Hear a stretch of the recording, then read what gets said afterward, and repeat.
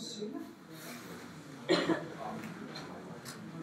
Madame la consul d'Espagne en Bretagne, Monsieur Calvez, historien et conseiller municipal de Brest, Monsieur le Président de Mer 29, Monsieur le Président de Mer 29, Mesdames, Messieurs, chers amis, je suis aujourd'hui très contente de vous accueillir ici et j'espère que ça viendra clore avec qualité et puis de manière agréable aussi et convivialité une semaine que vous aurez consacrée à la mémoire des vôtres, de vos familles, de vos amis. Donc, pour la première fois, le drapeau républicain espagnol flotte sur le fond de Paris. Il y a plus de 15 ans, la situation était naturellement bien différente, puisque des milliers de personnes ont dû se réfugier en France et ont subi, de la part du gouvernement français, un traitement méprisable, tout autant que ça avait été méprisable de la part de l'Espagne franquiste. C'est aujourd'hui l'occasion pour nous de nous rappeler de ces moments, de nous dire qu'à tout moment ça peut se reproduire, l'actualité aujourd'hui, mais il n'y a pas qu'aujourd'hui, il y a des conflits qu'on oublie, il y a des conflits au long cours qui font des malheureux, qui font des déplacés, qui font des tués. Et donc il faut s'en souvenir parce que ce genre de situation d'une population qui se trouve tout d'un coup exilée et dans le malheur, eh bien ça se reproduit tous les ans, actuellement, dans le monde. Alors, je ne vais pas continuer sur son ton parce que aujourd'hui l'espoir est avec nous. Je voulais juste, avant de vous laisser parler, vous montrer le fort de Montbarré, donc que vous avez pu voir, puisque vous y êtes un peu baladé. Donc ce lieu est devenu, dès 1984, un lieu de mémoire de la guerre 39-45, créé par les compagnons de la Libération. Donc au fur et à mesure des années, on a appris de plus en plus de choses. Et on complète aussi au fur et à mesure. On a une lacune d'une quinzaine d'années parce que nos anciens ont disparu les uns après les autres et que le flambeau n'a pas été repris toujours au moment où il aurait fallu. Mais on s'efforce de rattraper la chose et de donner à son lieu d'être un lieu de mémoire et d'accueil.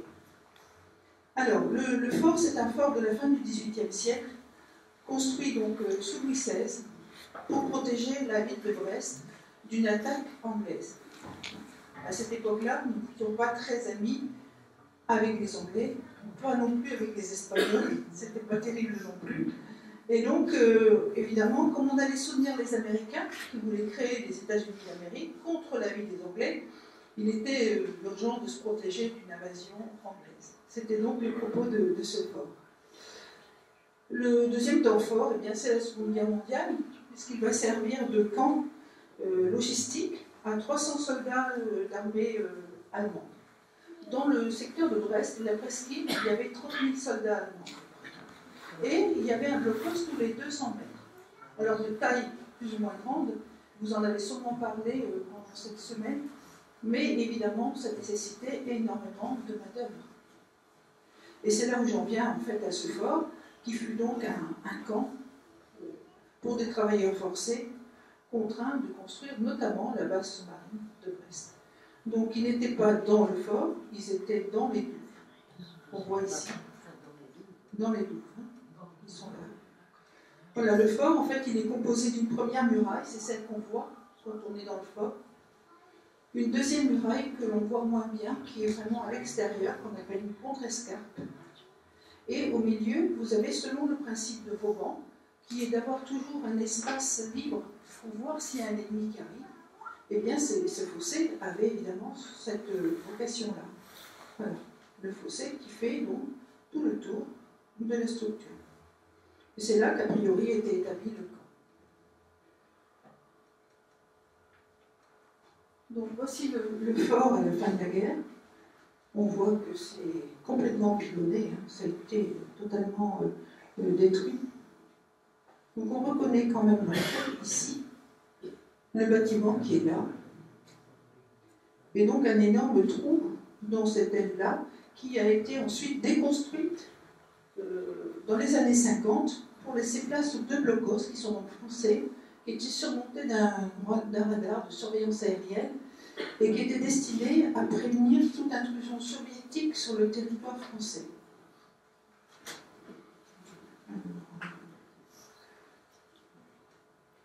Ici, c'est une autre photo datant de la même période. Donc nous sommes ici. Hein. On ne voit pas ce montrer. Non, on ne voit pas. On ne voit pas, pardon. Alors, on est ici, là. Là, au bout du micro. Oui. On est là. Ah, je croyais qu'on voyait mon curseur. Je suis désolée. Donc, vous pouvez voir aussi pardon. Vous pouvez voir en haut de la photo, dans la douve, une espèce de baraquement. Vous voyez? Oui. Oui. Donc on suppose que ce sont des bâtiments qui ont hébergé notamment des travailleurs français. D'accord. Mais on n'a aucune certitude. Hein, parce que les archives, il y en a peu. Là, ce sont deux autres photos. Donc, celle d'en haut, c'est la façade Seine-Ouest, en fait. Hein, on voit. La petite voie express qui passe devant Thalès, elle est juste là. Et là aussi, on voit le bout de ce bâtiment.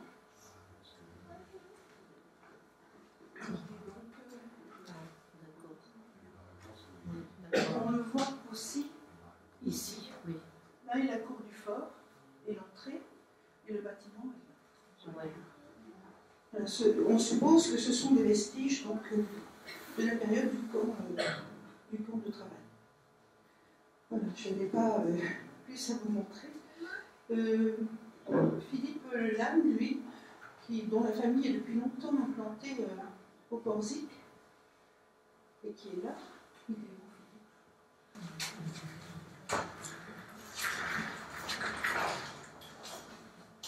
où, Oui, bonjour. Alors, je suis Philippe Delanne.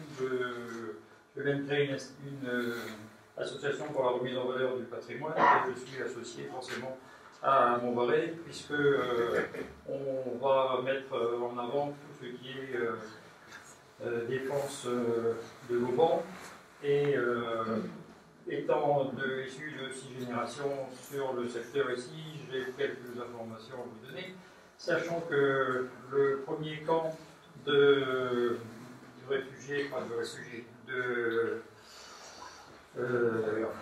l'Espagnol républicain a d'abord été installé sur une parcelle qui appartenait à d'Eurodelec du Corsic, qui avait sur cette zone ici un manoir qui a été rasé par les Allemands et duquel il ne subsiste qu'une petite ferme, mais on voit quand même le sigle d'Eurodelec du Corsic avec deux flèches plantées vers le bas et qui date de 1615. Donc à cet emplacement-là, et je viens d'avoir le propriétaire actuel du terrain, qui est également propriétaire de la chapelle et propriétaire des terrains de la famille d'Eurodelec, ouvrira pour un temps l'espace à des gens qui viendront voir où était implanté le camp. Je crois que ce sont des élèves qui vont venir avec un groupe et qui pourront ainsi, par cheminement, découvrir les différents points que nous avons mis en avant sur le secteur de la Pointe du Corsic. Parce que vous voyez ici se trouve la Pointe du Corsic qui est la partie du boulet qui est la plus étroite. Là vous avez la presqu'île de Crozon, ici vous avez la Pointe du Corsic et entre les deux il y a 1,8 km. C'est la partie la plus étroite, donc c'est la porte d'entrée de la rade de l'Ouest. Et les Allemands avaient obligé les travailleurs, dont les républicains espagnols, à mettre en place ici ce qu'on appelle la base sous-marine, où étaient installé les U-boats. Les U-boats étaient de très petits sous-marins qui ont fait une catastrophe au niveau maritime. Et donc c'était leur emplacement. Voilà. Que vous dire sinon? Mais peut-être juste une petite anecdote. Ici, vous avez la pointe des Espagnols. Et si ça s'appelle la pointe des Espagnols, c'est parce que une vingtaine de bateaux espagnols sont venus faire le blocus de Brest. L'arsenal n'existait pas, c'était en 1600 des boîtes. Et toujours est-il qu'ils se sont installés sur la presqu'île de Crozon et que la marine française avait réussi à les déloger en faisant dans les rangs de la marine française 3000 morts. Et tout le stationnement des Espagnols a été éradiqué. Suite à ça, la réflexion est venue d'installer véritablement le port de guerre de Brest, et Vauban a assuré la défense de chaque côté du boulet. On dénombre entre 5 et 6 forts de chaque côté du boulet, avec des tirs croisés, certains au ras de l'eau, d'autres en surplomb, parce qu'à l'époque les bateaux étaient en bois. Donc ceux qui étaient au ras de l'eau, c'était pour percer les coques, et ceux qui étaient en surplomb, c'était pour brûler les voiles. Et vous aviez ici, au niveau de la pointe du Corsic, ce qu'on appelait la batterie haute, qui permettait de tirer jusqu'à la pointe des Espagnols. Voilà, j'ai terminé.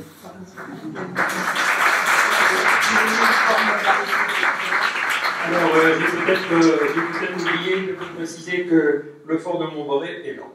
D'accord. Et que c'était une ceinture de forts que l'on voit avec, pour éviter que, comme disait la présidente, les Anglais ne puissent envahir Brest en débarquant sur les plages des Blancs-Sablons. Voilà. Et donc c'était impossible de venir sur Brest par la mer. D'ailleurs, Brest n'a jamais été pris par la mer. Par la terre, ça compte pas. En Charente-Maritime, il y a aussi la pointe des Espagnols, à côté de Royan. Mais les Espagnols n'ont pas toujours été nos amis. Maintenant, ça a bien changé. Ce que je sais, c'est que la pointe espagnole a été donnée en hommage aux combattants, 200 combattants pour l'Espagne, qui avaient l'ordre de 20 pour mourir, et qui ont fait une résistance acharnée sur la presqu'île contre le troupes du roi, et qu'au dernier moment, je crois que c'est Kevin Aguila qui a pris un bateau pour aller rapporter au roi d'Espagne ce qui s'est passé, et arrivé à Madrid, le roi avait dit: je t'avais dit 20 pour mourir, tu n'as pas vaincu, tu mourras. Ils ont été exécutés. Et donc, en hommage au courage, parce que donner point du monde à l'ennemi quand on est préhistoire, c'est en hommage au courage, et je crois que c'est en 1594, que cette pointe a été nommée au nom de ces combattants espagnols. Donc, le courage espagnol, je pense que nous, on doit savoir ce que c'est. Voilà, donc merci beaucoup à tous pour ces explications. Vous m'entendez? Ah, mais j'ai ça normalement. Vous m'entendez, non?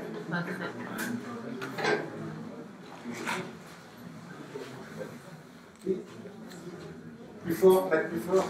Non, ça va? Non. Bonsoir à tous. Vous comprenez bien que c'est avec beaucoup d'émotion que nous nous retrouvons ici ce soir. Émotion parce que nous sommes dans un lieu chargé de mémoire, de la mémoire finistérienne, mais aussi de la mémoire espagnole, puisque des centaines et des centaines de républicains espagnols ont été cantonnés ici pendant l'occupation, alors qu'ils étaient comme travailleurs forcés, contraints de construire la base sous-marine. C'est donc un honneur vraiment très particulier pour Merle-Valneuve que de pouvoir célébrer ces 10 ans dans ce lieu aussi mythique.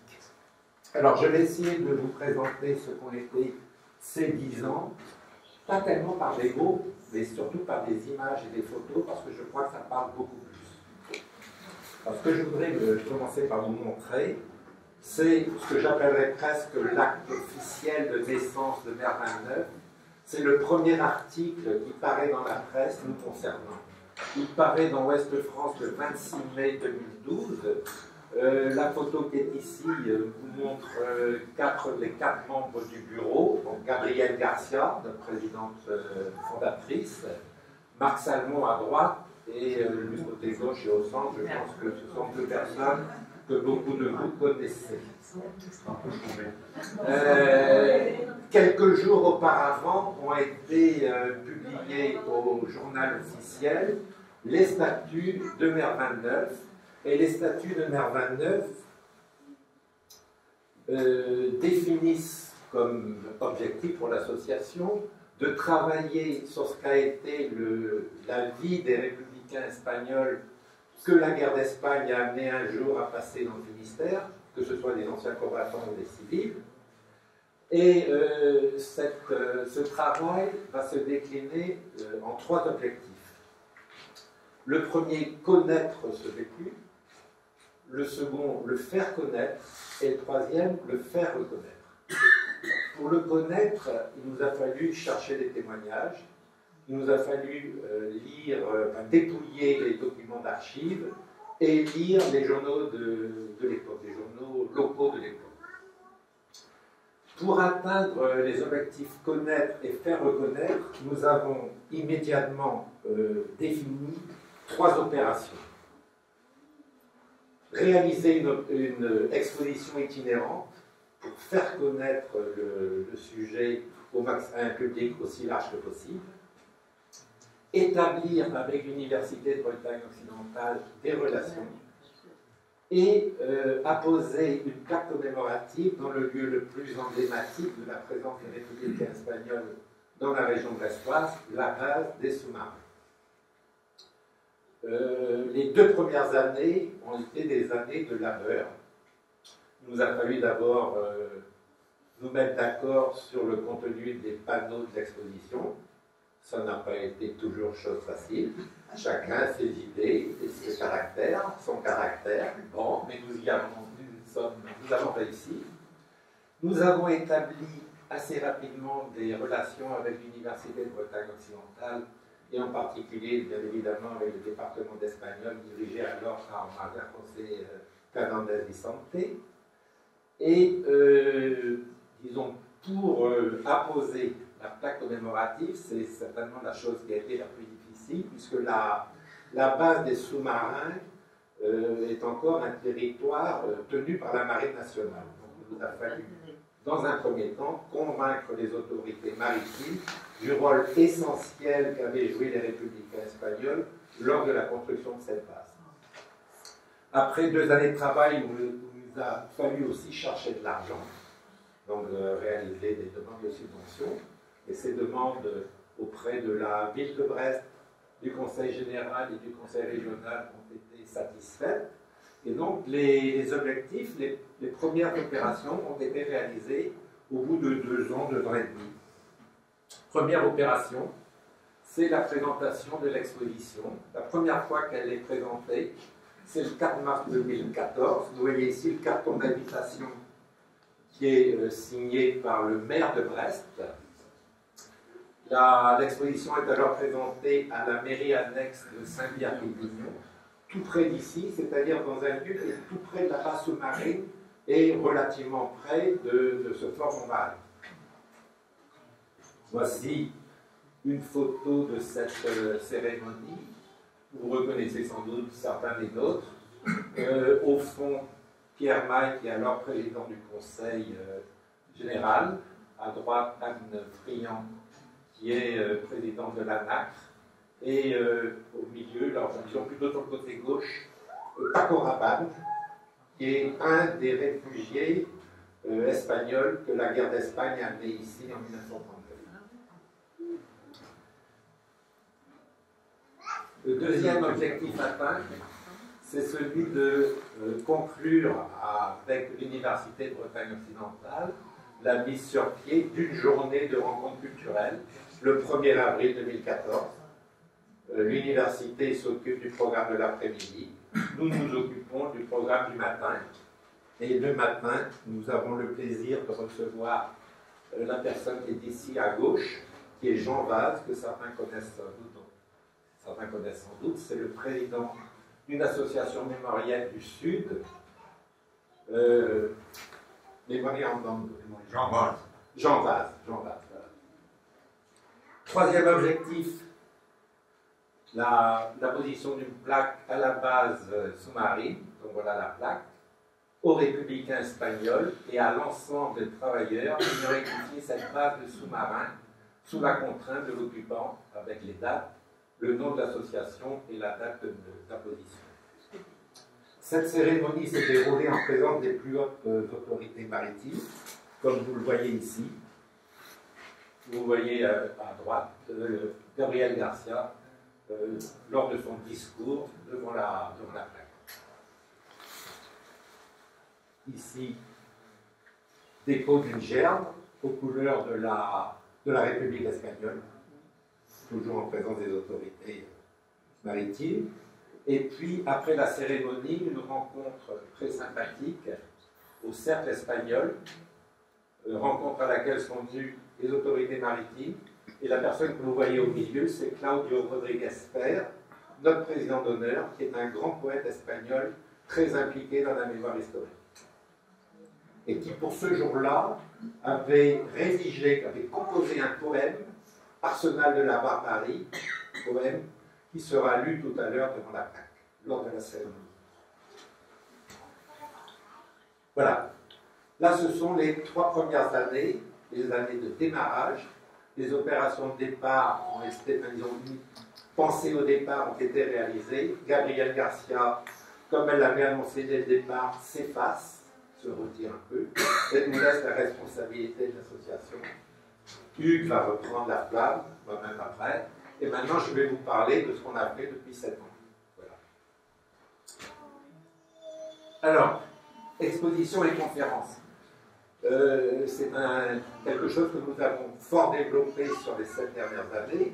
Voici une photo d'une des dernières interventions. Alors vous reconnaissez la salle sans doute parce que ça s'est fait ici, devant les élèves de la section internationale du lycée Renard avec lequel nous avons des relations privilégiées. Alors pour vous donner une idée de l'importance de ces conférences, je faisais le bilan l'autre jour avant de venir. Nous nous adressons d'abord à un public de jeunes, alors essentiellement des lycéens, mais parfois des collégiens et parfois des étudiants. Et depuis nos 10 ans, si je veux dire, enfin depuis le démarrage, c'est un peu plus de 1500 jeunes qui ont écouté notre conférence. Nous nous adressons aussi à un public adulte, notamment par le biais des universités du temps libre. Et là, ce sont un peu plus de 2000 adultes qui ont entendu un jour la conférence. Alors, poursuite des relations avec l'Université de Bretagne occidentale. En 2017, un premier colloque international pour célébrer les 80 ans de l'arrivée des premiers réfugiés de la guerre d'Espagne ici, suite à la bataille du Nord et au bombardement de Guernica. Ceux qui arrivent, ce sont des civils, des femmes et des enfants. 2 années plus tard, un colloque pour les 80 ans de la Retirada et l'arrivée des civils de la Retirada. 3700 réfugiés espagnols arrivent ici dans le Finistère en 8 jours, entre le 1er et le 8 février. C'est énorme. Voilà une vue de ce second colloque, où vous voyez donc Hugues Gouraud, alors président, en train de faire vraisemblablement quelque chose qui ressemble à ce que je suis en train de faire maintenant, parce que je vois l'article derrière ça. C'est pas de me dire, on a pu la refaire. Voilà. Alors, en termes d'autres activités, en termes de plaques commémoratives, eh bien, de manière tout à fait légitime, une plaque commémorative, ici même à Montbarret, lieu aussi emblématique de la présence espagnole, hein, donc plaque déposée le 27 mai ou apposée le 27 mai 2015, aux républicains espagnols contraints par l'occupant à l'édification du mur de l'Atlantique et interné au Fort Montbarré, 1941-1944, est le nom de notre association. Alors, deux vues de cette cérémonie. À gauche, ceux qui connaissent Claudine la voient porter le drapeau de la République espagnole, qui côtoie le drapeau des tricolores des associations patriotiques françaises, et à droite, la gerbe aux couleurs de la République espagnole, déposée ce jour-là par la serre des amis des combattants d'Espagne républicaine. La stratégie de plaque commémorative ne concerne pas uniquement les anciens combattants de la guerre d'Espagne, mais également les civils. Alors, je disais tout à l'heure, 3700 civils sont arrivés en 1939.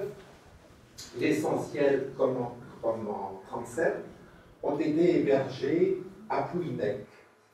Et donc, à Pouilnec, nous avons fait apposer aussi une plaque sur les lieux mêmes où étaient hébergés les républicains espagnols. Les civils, cette fois, femmes et enfants. Donc voilà le maire de Pouilnec, le jour de l'apposition de la plaque, faisant son discours avec son écharpe tricolore.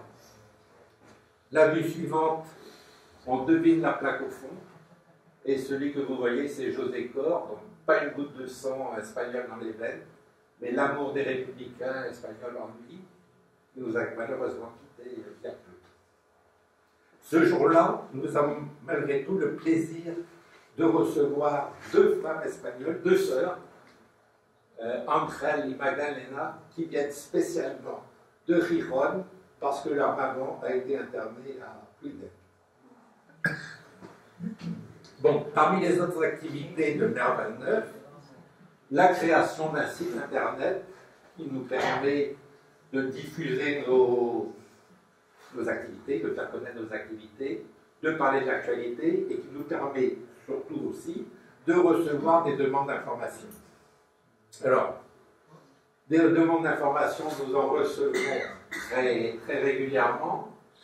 C'est en général du style je sais que mon grand-père est passé en Bretagne dans les années 40, mais je ne sais pas où, je n'ai pas de date, est-ce que vous pouvez nous aider? Alors, plutôt que de parler dans des généralités, je vais vous parler de cette gentille dame que vous voyez là, qui s'appelle Rosa. Et ça, c'est tiré d'un article. C'est un article qui a été publié dans un journal de Murcia. Le titre, histoire d'une photo, d'un portrait, une orpheline de Murcie, de la guerre civile, met un visage sur son père 81 ans plus tard.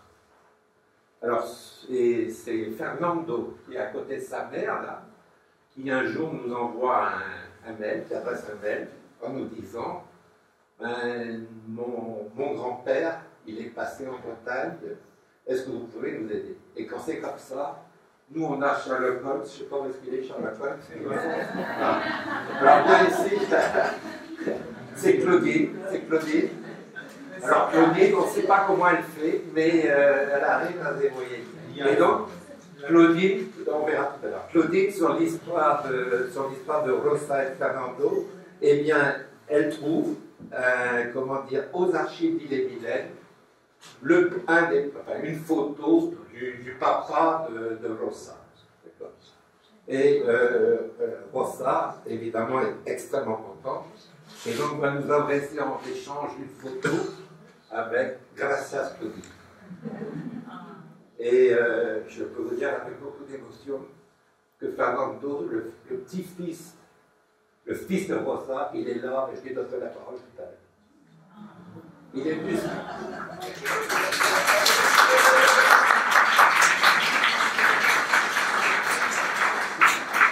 Ils sont venus spécialement de Barcelone. Autre activité de Mer 29, on en a parlé durant le colloque, c'est l'enregistrement de témoignages. Alors là, l'homme providentiel, c'est Pierre. Alors, là aussi, une photo d'un des derniers témoignages enregistrés, qui est celui de Bonifacio Ortego Herranz, témoignage enregistré en novembre 2021. Et donc Bonifacio, c'est celui que vous voyez au milieu, c'était un copain du papa de Claudine, et Bonifacio, là sur la photo, enfin, disons, il a maintenant 103 ans. Et une mémoire, toujours très bonne. Autre activité de Mervan-Neuf, ce sont des relations, disons, elles sont permises par des relations soutenues avec le cinéma d'art et d'essai de Brest, des studios. Ce sont des relations qui sont établies avec, par l'intermédiaire de Marie Le Bihan, qui est au fond là-bas, et Maria Cresmail, et qui nous valent chaque année de pouvoir diffuser et en général animer un film pendant le festival du film de langue espagnole à Brest, un film relatif évidemment à l'exil ou à la guerre ou au problème des fosses, enfin, El Silencio de Otros, et ça, voilà. Et l'affiche qui est là, c'est un film, donc Harmonia, Franco et mon grand-père, qui avait été suivi aussi d'un débat. Autre activité, participation à des cérémonies officielles. Ça, c'est un article de journal publié en mai 2019. Grande cérémonie à, donc le 8 mai, le jour anniversaire de l'armistice, à Pinmar, parce qu'à Pinmar ont été fusillés 35 résistants, dont Antonio García Martín, le responsable du groupe Los Deportistas. Et donc ce jour-là, avec les troupes, aux côtés des 3 maires des communes Pinmar et des 2 autres communes avoisinantes, je vais aller déposer au nom de Mervan-Neuf une couronne de fleurs, une jarre de fleurs, devant le nom de Antonio García Martín sur le monument. Voilà 3 photos de cette cérémonie. Alors Mervan-Neuf, au-delà de ces actions collectives, je dirais, ce sont aussi parfois des actions individuelles, mais au travers desquelles Mervan-Neuf vit. C'est par exemple Claudine, là, à gauche, qui va fleurir régulièrement la tombe d'Antonio García Martín à Sainte-Anne-d'Auray, à la métropole nationale de Sainte-Anne-d'Auray. Alors toujours, vous voyez, un effort pour que ce soit aux couleurs de la République espagnole, hein, toujours. À droite, c'est une initiative de Daniel Pardo qui habite Pinmar et qui, en avril dernier, donc, a été, le jour même de l'anniversaire où ils ont été, disons, du jour où ils ont été fusillés, a été planté au pied du monument des fleurs aux couleurs de la République espagnole. Et qu'il le fera encore cette année. Oui, bien sûr. Autre action individuelle, c'est la publication du livre de Gabriel Garcia, dans lequel plusieurs d'entre nous ont donné leur témoignage. C'est aussi des relations étroites avec les républicains d'Aragon. Oui, de Huesca, oui. C'est l'Aragon. C'est l'Aragon, non? Si. Relations qui sont établies par Marie et Philippe. Ce sont des amoureux de l'Aragon. Et ils s'arrangent pour aller, si possible, en Aragon, enfin, plusieurs fois dans l'année, mais si possible, au moment du 14 avril, là où se déroulent les manifestations en faveur de l'avènement de la République. Voilà.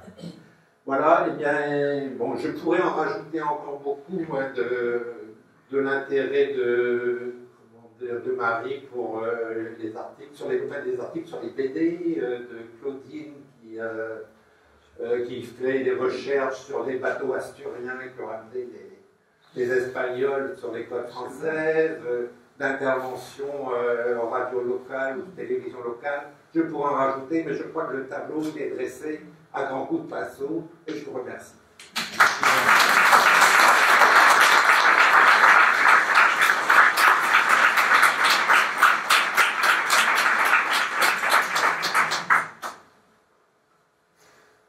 Je me permettrai de rajouter un mot. Merci à Jean, aux membres du bureau, à Claudine, mes copains depuis le début. Merci Iban, et merci à notre nouvel arrivant, Pierre Souchard, notre brillant secrétaire, qui sans lui, je crois que ce colloque aurait pas bien démarré, pas bien fini. Merci Claude.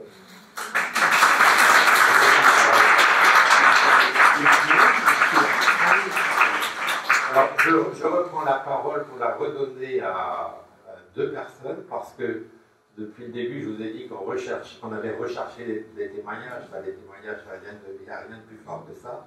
Et donc, on a la chance d'avoir ici deux témoignages qui vont venir de loin. Donc, je passe d'abord la parole à Andrés, qui va expliquer d'où elle vient et pourquoi son témoignage, vous allez voir, il est poignant. Elle va nous le dire en espagnol. Et voilà, ça me fera plaisir d'entendre parler espagnol dans ce fort Montbarret où nos pères ont longtemps parlé. Merci beaucoup pour m'inviter. Je voudrais parler en français avec vous, mais je n'ai pas la fluidité. Mes grands-parents, ils ont vécu en France, à Paris, à Cachan, et mon oncle aussi. Ils parlent en français un peu, mais pas avec nous. Alors avec nous, on parle toujours en catalan. Alors je vais expliquer tout, mais ça sera difficile pour moi. Alors, pardonnez-moi si je parle en espagnol en accent catalan. Mon nom c'est Àngels Ferrer. Me llamo Àngels Ferrer, soy de Vic. Soy de Vic, es una ciudad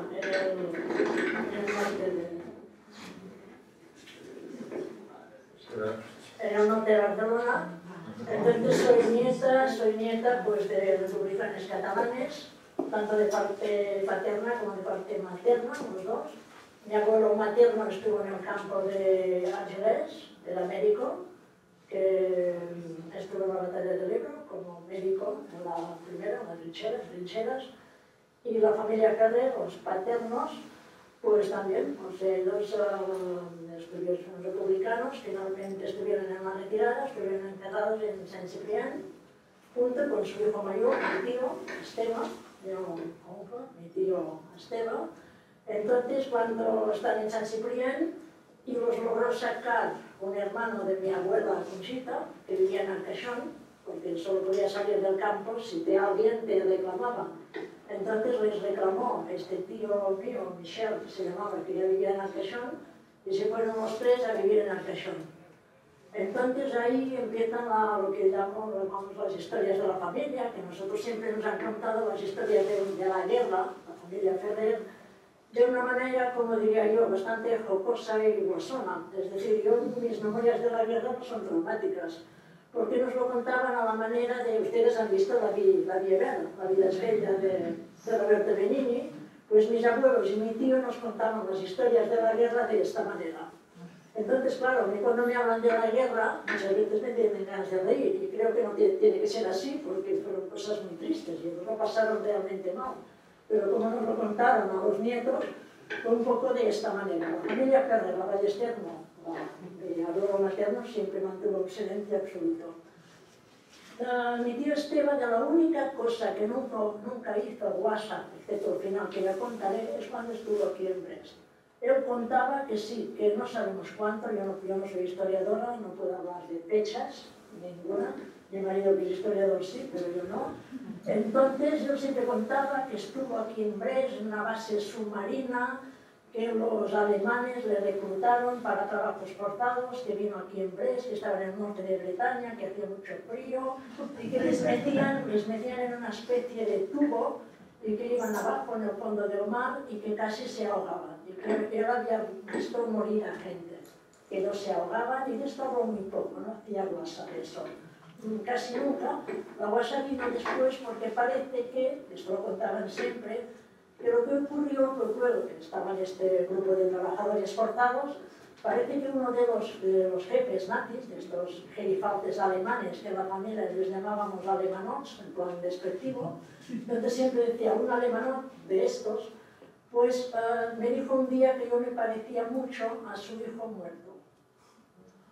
Es posible, porque mi familia eran todos así, rubios, de ojos claros y tal, pero os aseguro que no hay una gota de alemán en mi familia. O sea, nosotros somos, diríamos, no de los 8 apellidos catalanes, casi los 500 apellidos catalanes, o sea, venidos de la montaña de Montserrat por otra parte y de la otra de la plana de Vic, o sea que alemana no, pero a él le tomaron por un alemán. Cosa que le molestaba muchísimo, porque naturalmente él odiaba a los alemanes. Entonces, el gerifalde este le pone en una oficina, en su oficina, porque le recordaba a su hijo. Y él, como odiaba eso y no le gustaba nada, se escapó. Parece que pudo escaparse, pero antes de escaparse, parece que había unas fotografías ahí de gerifaldes alemanes.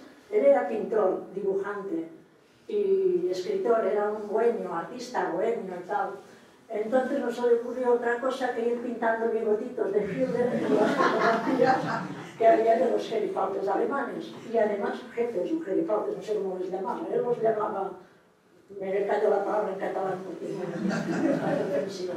Entonces, lo que realmente luego hizo dibujos también de estos jefes suyos alemanes, siempre con los bigotitos de Hitler, ahí y se largó, y se escapó, dejó todo allí. Y ahí perdemos todas las trazas, o sea, no sabemos exactamente qué hizo. Desde Brest, parece que sí, que se fue al sur de Francia otra vez, se fue hacia Perpiñón. Y ahí, gracias a Claudine, que nos ha encontrado un documento, es normal, es normal. que ponía a Libby Gassot, se pronuncia así, Gassot, que estuvo en el Gassot Libby como agente de la resistencia francesa. Y él estuvo colaborando con la resistencia durante bastantes años. Era muy fluido en idiomas, hablaba patuá también, hablaba catalán, castellano, patuá y francés muy bien.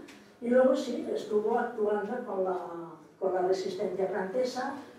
Y ahí, no sé si contarlo o no, pero empiezan historias jocosas también, donde el límite entre realidad y ficción a veces queda un poco así, no muy claro, ¿no? Y ahora cuento historias que nos contaban en la familia, que nosotros nos reíamos mucho y que eran muy serias, pero lo siento porque aquí el personal es muy serio, y todos, es verdad, y todos ustedes tienen historias muy tristes. La nuestra también, pero yo es como me la contaron, ¿qué quieren que les diga? Por ejemplo, cuando decíamos un día de estos, en estas reuniones, que si los trabajadores forzosos aquí en Brest eran voluntarios o no. Les aseguro que mi tío no era voluntario, porque su prioridad de la vida nunca fue trabajar.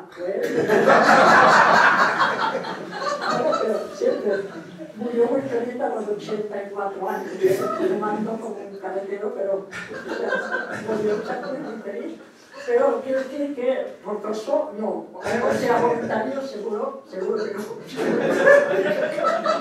O sea que ahí le metieron ahí el pobre y no habló nunca de ello, debía ser muy duro, que él no hablara de ello, debía ser espantoso, porque si no hablaba mucho. Bueno, historias de la guerra que oía en la familia, pues por ejemplo que ya en Francia, con la resistencia, ¿no? Que hacían marchas de noche y él era muy dormilón. Y entonces cuando marchaban, iban marchando y se dormían. Entonces él podía andar dormido. Pero a veces cuando había una curva, pues no lo hacía, iba recto. Le tenían que coger, Esteban, despierta, porque esto, o sea, hay cosas que cuentan, que luego la que cuentan, que siempre pensábamos que realmente era mentira, pero luego resultó que es verdad, porque los de la resistencia, no sé quiénes, le condecoraron, le pusieron una medalla, incluso la tenía, yo la vi, incluso con una pensión, que en Cataluña le permitió incluso comprarse una casilla, cosas de estas. Entonces recuerdo, él le explicaba que estaba en una trinchera, en plena guerra, no sé dónde, ahí no me pregunten, porque o sí lo dijo, yo no me acuerdo, que la familia no ha podido recordarlo.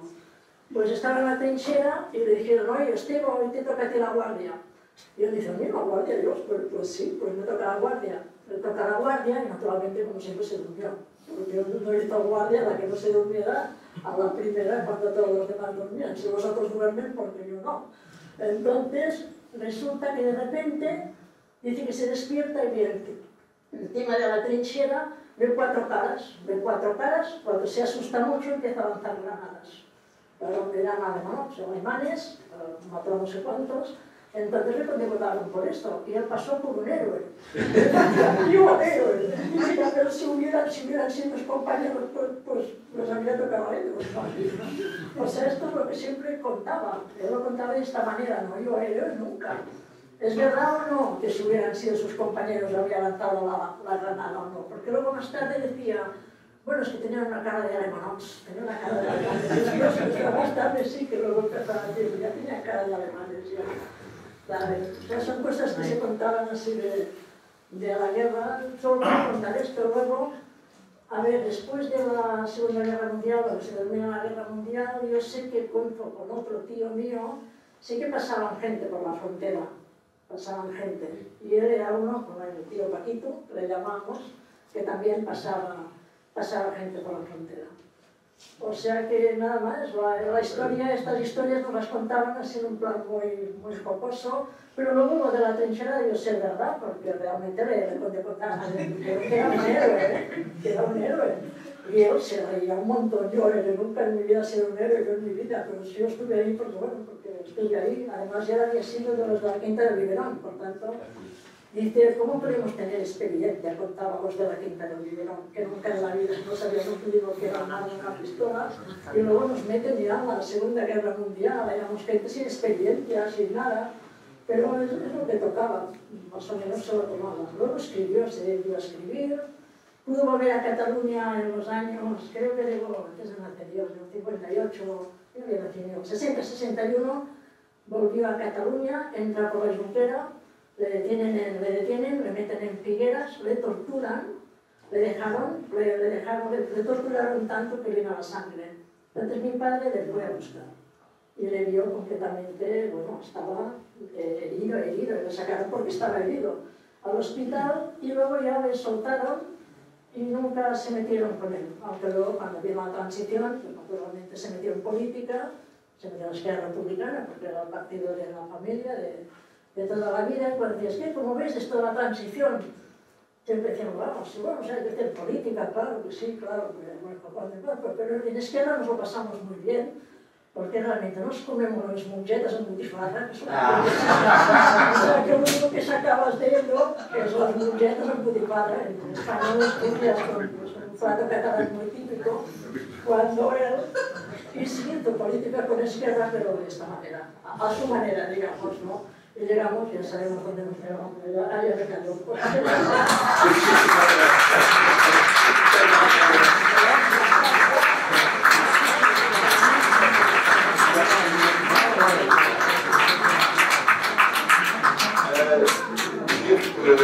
Alors, juste encore 3 minutes. Est-ce que Claudine peut venir ici aussi? Claudine, Pierre, si la technique te permet, non, ne te permet pas, parce que je vais donner la parole à Alfredo. Alfredo, si tu veux bien t'approcher. Donc.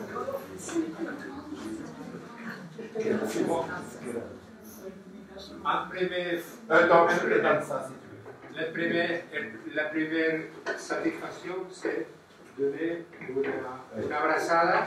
Una abrazada a Claudine.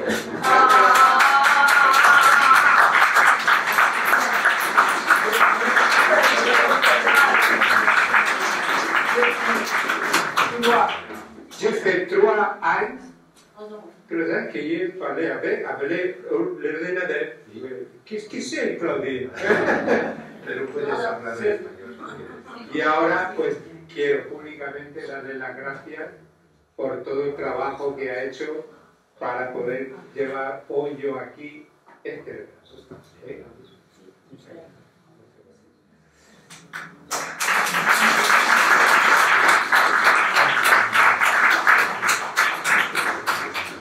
Me ha gustado la intervención de la compañera porque lo ha hecho con mucho desparpajo.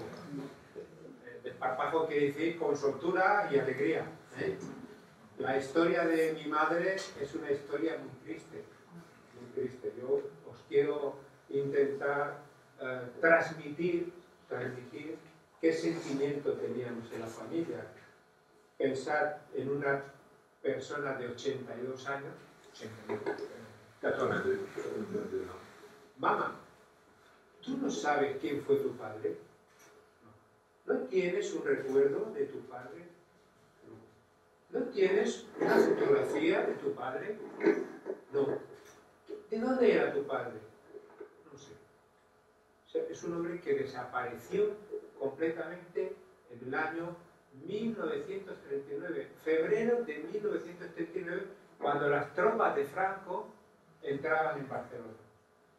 Mi abuela, su mujer, estaba esperando un bebé.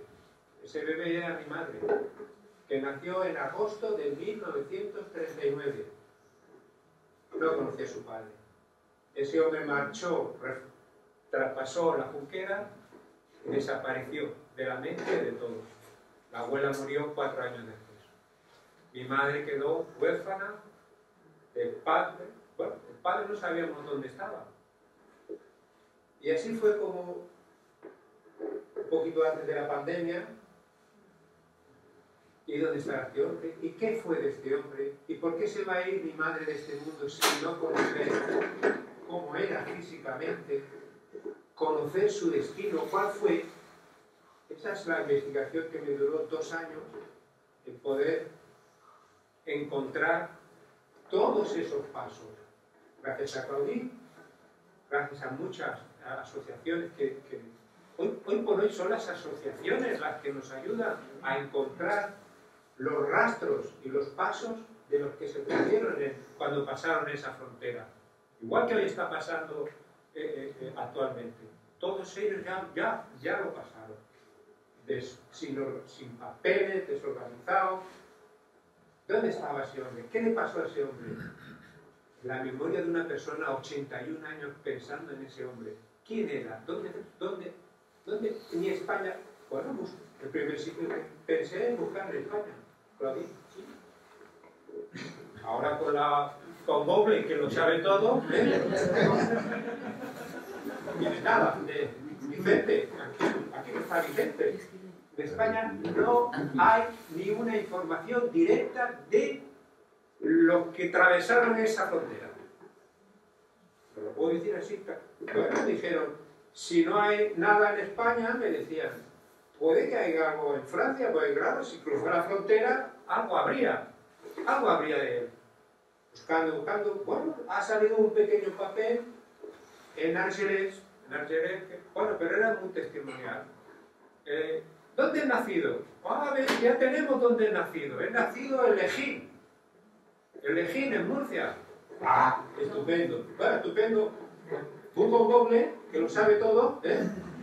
Lejín, Murcia. No existe. Ah, ¿de dónde es este hombre? Bueno, al menos la fecha de... Bueno, en Lejín, yo entendí que habían cruzado esa frontera muchísimas personas, que el funcionario francés que anotó aquello. Claro, yo soy de Lejín. Aquí puso, pues de Lejín. Bueno, y ahí buscando Lejín, claro, porque si hubiéramos tenido el pueblo donde nació, ya teníamos una pista, pero no era posible. Bueno, y a partir de aquí no tenemos nada más. Tenemos un recorrido que hace de campo en campo, eso sí que lo viene, de campo en campo. Primer campo, Bram, segundo campo, Argelès, tal. Pero hay una pista que ya me desconcierta. Salió a la zona ocupada en 1941. Eso de la zona ocupada, y después no estaban ocupados. No, hay que estudiar historia, hay que saber qué era la zona ocupada. Bueno, pues salió al norte de Francia. ¿Y qué va a hacer ahí? Claro, había que buscar, el norte de Francia es muy grande. Así. Me dejé la lista buscando listas y listas, y apareció una lista que decía deportados desde Compiègne a Dachau. Había 100 vagones de tren con 100 deportados en cada uno. 10.000 personas. Y hay una lista con esos nombres. Pero bueno, empezaré por aquí. Había el nombre de mi abuelo. Estaba en el mismo tren que mi padre. Exactamente, porque esa es otra. Esta gran historia ha dado a conocer que yo he conocido a los compañeros de viaje de mi abuelo, no solo a mi abuelo, sino a los compañeros de viaje. Detención en París, detención en París y último domicilio en Rennes. Ah, Rennes. Esto está aquí al lado. Esto ya está más fácil. Pero yo no conozco a nadie en Rennes. Tendré que buscaba la solidaridad y la comprensión de alguien. Digo, pues esto solo lo pueden hacer los hijos o los nietos de los republicanos españoles. Y ahí fue cuando encontré a Mer Valder, que no son los hijos de los republicanos. Y contesté, Claudine, estoy buscando esto, vosotros me podéis ayudar, me podéis. Y sí que me pudisteis ayudar. Sí, porque yo estaba, estaba desaparecido. Digo, y sí, Claudine hizo un trabajo excepcional con el archivo departamental, me imagino que sería. Mira, Claudine, no queremos, si te digo la verdad, lo que quería era una foto. Porque ahora la foto era el espacio físico que mi madre iba a hacer, ¿no? Más que la historia, que yo le iba a decir a mi madre, es que tu padre ha muerto en un campo de concentración. No era, sí, a lo mejor para mí sí, pero para ella no. Buscábamos esto. Y Claudine buscó esto. Y un día de agosto, Alfredo, he encontrado esto. Ponía archivo foto Vicente. ¿Tú sabes la sensación que tuve yo sentado en un ordenador y picar en un botón? ¿Sí? ¡Oh! La foto de Vicente, la foto de mi abuelo estaba ahí, Claudine. Pero blanco y negro. En blanco y negro. Yo a mi madre no le quería dar el susto de verlo en blanco y negro. Y me permití decir, por lo menos que lo vea en color, que lo vea con viveza, que lo vea con alegría, que lo vea con... Y por eso fue. La sensación de mi madre, os la podéis imaginar. De no creerse nada de lo que está viviendo. ¿Qué me estáis contando 82 años después? Si yo ya 82 años encontrar esa fotografía. Amigo, pero no va aquí la historia. Eso empezamos a tirar del hilo. ¡Oh! Tenía hermanos. Tenía hermanos de su edad. ¡Oh! Tus hermanos tenían hijos. Estos hijos tienen la edad de mi madre. Ahora ya sabíamos que era Fejí. Bueno, ya como constatamos con los mismos que no quieren dar sus filiaciones y sus casas y dónde viven. Bueno, ahí empezó otro trabajo de buscar. ¿A qué? Ahora. Importante era la foto, pero importante también era la familia. Esa familia, encontrar, decirles qué sabían. Y al final lo encontramos a la familia. Fue todo muy emocionante. Alfredo, estamos en Cejín, en la Plaza Mayor. Ella tiene que andar esos 50 metros desde donde dejes el coche hasta allí, hasta la plaza, porque estaremos los 40 descendientes de los 5 hermanos que tenía Vicente. Y allí la estaremos esperando, con una gran pancarta que diga: Rosita, bienvenida al pueblo de tu padre. Y allí estaban todos, con una emoción irrepetible. No, Mérez 29, no solo haber recuperado una foto, haber recuperado una familia entera. No se lo creía. Alfredo, ¿qué nos estás contando? Sabíamos la historia de Vicente, que Vicente fue a despedirse. Vicente fue a despedirse de ellos.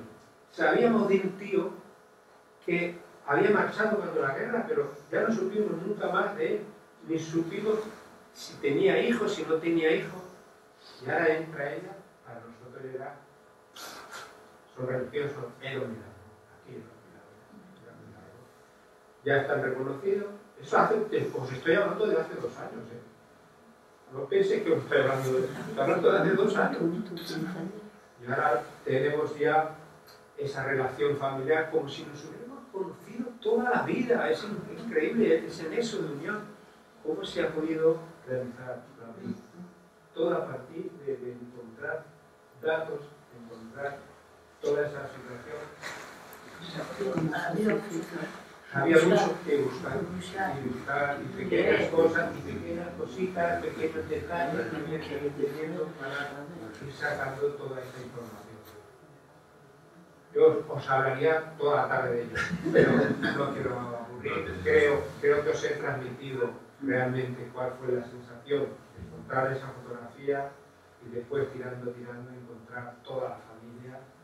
Y hoy por hoy, pues, hemos cerrado esa puerta, esa ventana está cerrada.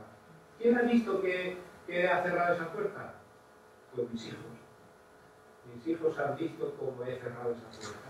Y mis hijos sabrán qué es lo que hay que hacer el día de mañana. Y si alguien le pregunta, hay que seguir este ejemplo. Las ventanas no pueden quedar abiertas de por vida y marcharte sin cerrar esa puerta. Y ya hemos cerrado esa ventana. Sabemos qué pasó. Sabemos qué es lo que no debe hacerse. Y ahora esa familia descansa. Murcia, nosotros, él, quien sea. Ahora ya sabemos dónde está. Que por cierto tenemos que ir a Dachau, porque no nos han dejado todavía ir a Dachau, entre pandemias y que menos que ir a Dachau a rendir un pequeño homenaje. Y eso es lo que todavía nos queda pendiente. Pero bueno. Primero hemos querido pasar por la Bretaña y saludaros a todos, daros las gracias a todos. Es importante, no sabéis lo importante que es, que el espíritu republicano no decaiga nunca. Y acordaros siempre, ¡salud y viva la República! ¡Viva!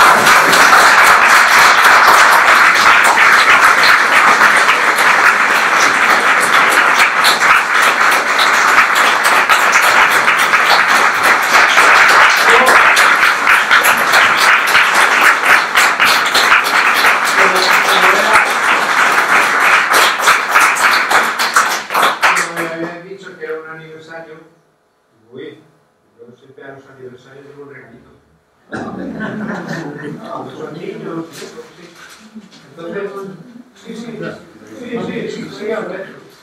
como está aquí toda la familia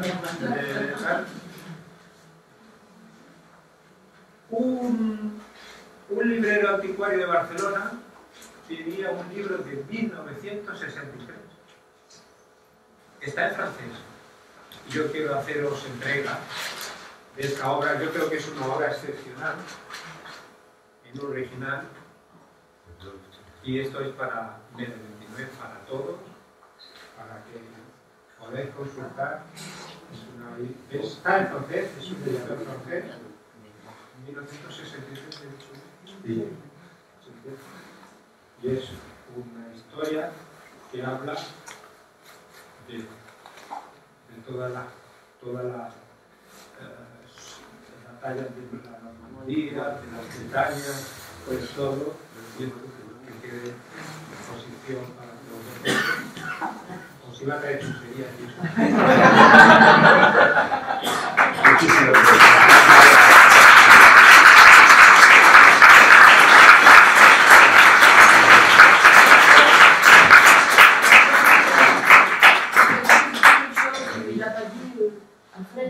Que quand son grand-père est sorti du camp d'Argelès, quand le grand-père est sorti du camp d'Argelès, il est venu ici dans le Finistère. Il est venu à Guilherme, dans le camp de Keroual. Et après, je crois que c'est en septembre 1941, il est parti à Rennes. El premier, c'est à Guilherme avec ton père, non? Non. Mon père, il était à la base. Ah, ça, il estava à la base. Guilherme, ils sont sortis à la même fois, non? Non, il est d'Argelès, il a dit... Oui, le cadeau, tu vois. Voilà. Écoutez, merci beaucoup pour cette super cérémonie. Et maintenant, rendez-vous le plus vite possible devant la place pour la cérémonie vraiment officielle. Merci. Merci beaucoup.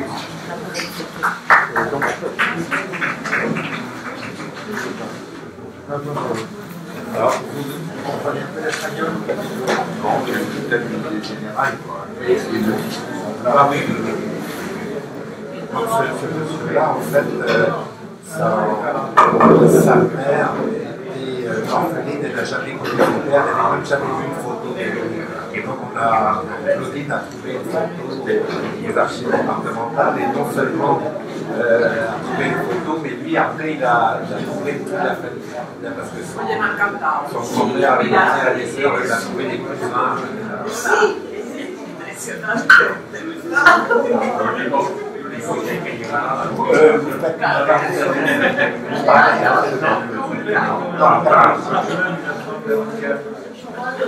Pero está salida.